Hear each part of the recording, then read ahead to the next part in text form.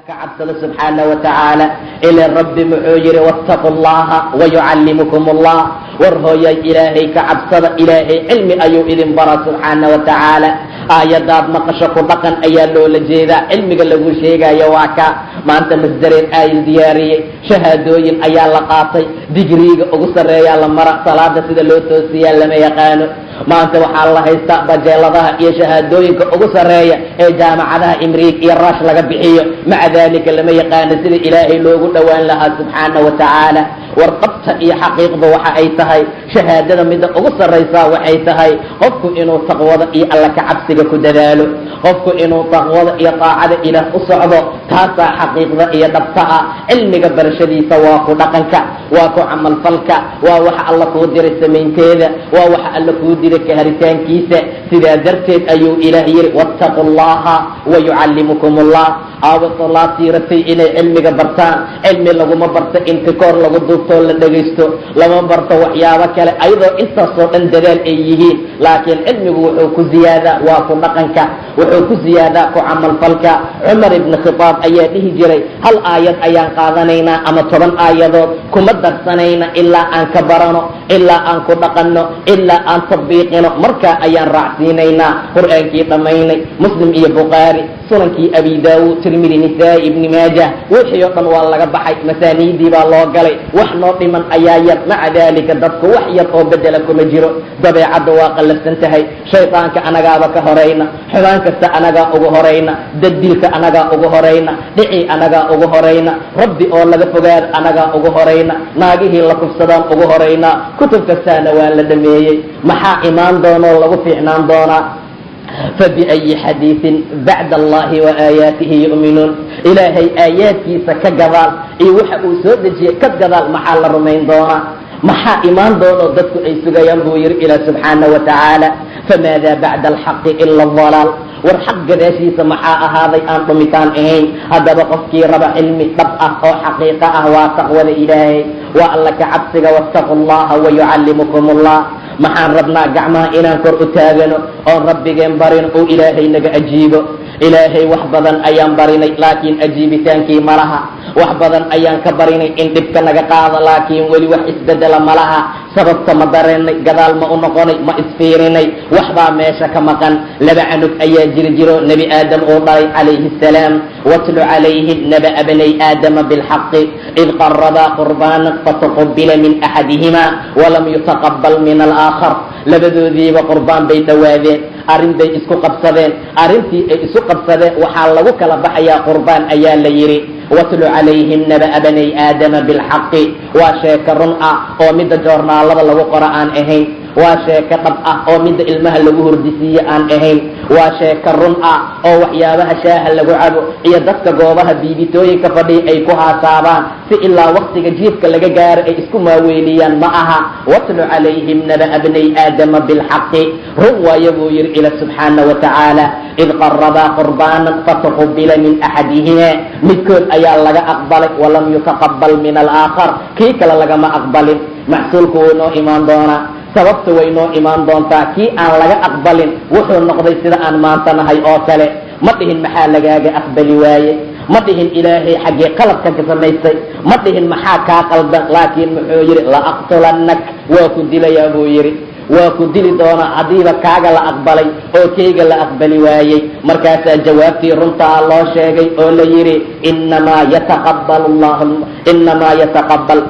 ilaahay waxa uu ka aqbalaa dadka muttaqiinta ah la aqtulannak inamaa yataqabal allahu min almuttaqiin muttaqiintuu ilaahay ka aqbalaa subxaana wa tacaala taqwadii baa kaa maqan alla ka cabsigii baa ka fogaatay wixii alla kuu dira ka duruqday wixii ilaahay raalli ka ahaa ayaa diidan tahee see lagaaga aqbala sidaa ayaa la yidhi idan qofka waxyaabaha ducada looga aqbalo taqwada ayay ka mid tahay qofkii raba in taqwadii raba ducadiisa iyo waxyaabaha iyo camalkiisa in la aqbalo waa inuu taqi noqdaa waa inuu taqwada ku dadaala waa inuu ilaahay u dhowaadaa subxaana wa tacaala waa inuu ilaahay u wajahaa xaggiisana u jihaysta baahiyaa naga badatay baahi daran ayaana haysa waxaan rabnaa in baahidii nala ka quudiyo waxaan ku sugannahay xiraaj iyo dayiq iyo ciriiri waxaan rabnaa meel aan uga baxno aaway meeshii looga bixi lahaa wallaahi inaysan meel kale ahayn saan hadda arki doona ilaa taqwa ilaahay maahane kitaabka alla fiiri waman yattaqi llaaha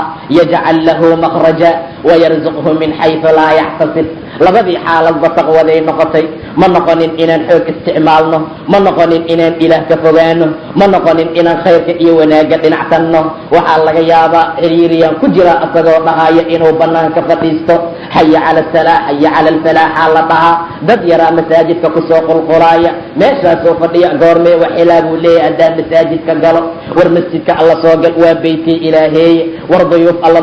noqo ilaahay dayb iyo marti u noqo ilaahay wadaacadiisa iyo wax allaala wixii asaga duyuuf u noqdaa ma dayaco weliba waa ka sarigtaa subxaana wa tacaala addoonkiisa hadduu gacmaha u taagta inuu eber ka soo celiyo meelo aan gargaar jirin ayaa gargaar loo raadiyey meelo aan nasri jirin ayaa nasri loo raadiyey meelo waraaqooyinka aan la hor dhigan karin ayaa la hor dhigtay qole qansiirsay u cunayeen sida ay khamre u cabayeen ayagoo dhanba rabbigood aan aqoonin waa waxa aan gargaarka ka sugayno war sidaayuu noqonin in yansurkum allahu falaa gaaliba lakum haddii mar alla idin gargaara wax idinka guulaysanayaa malaha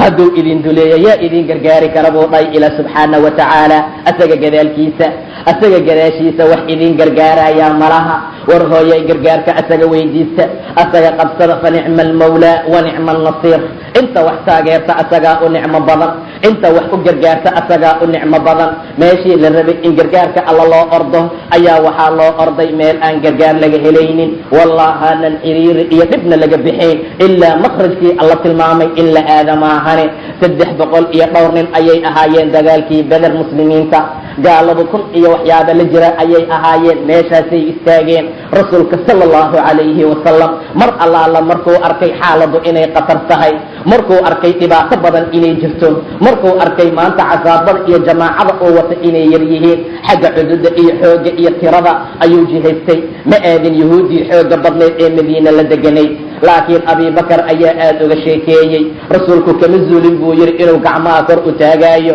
oo dhahayo rabbiyow aaway gargaarkaad ii ballan qaaday ilaahayow adaa waa gargaarayaa yidhi aaway ilaahayow ma u jeedid miyaa quraysh waa kuwaana ayagoo isi soo baxaysay oo raba inay diinkaaga dumiyaan oo raba inay ku baabi'iyaan oo raba muslimiinta maanta intaa inay ka takhallusaan ilaahayow gargaarkaagii aaway waxaan ahayn lagama helin rasuulka afkiisa abubakar wuxuu dhahay gadaashiisaan taagnaa nebiga gacmahuu kor u taagay ilaa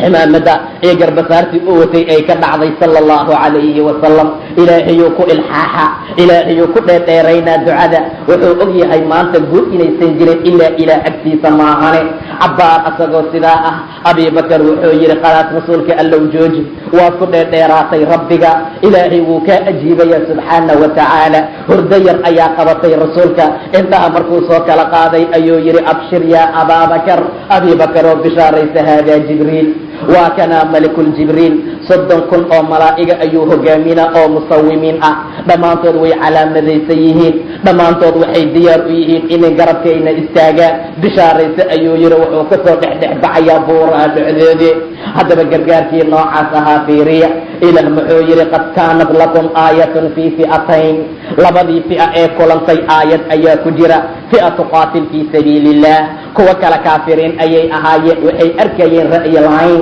isha aragtideeda inay ku laalaabnayaan laakiin ilaahay yu-ayidu binasrihi man yashaa gargaarkiisa kuu doonuu ku ayidaa qofka mu'minkuu ku xoojiyaa qofka taqiga ayuu gacan siiyaa qofka taqiga ayuu wanaajiyaa qofka taqiga ayuu ilaahay garabkiisa yahay subxaana wa tacaala walaqad nasarakum allahu bibadrin wa antum adilla idinkoo dulli ah idinkoo yar idinkoon cuddo lahayn idinkoon waxaysan ayuu ilaah idin gargaaray subxaana wa tacaala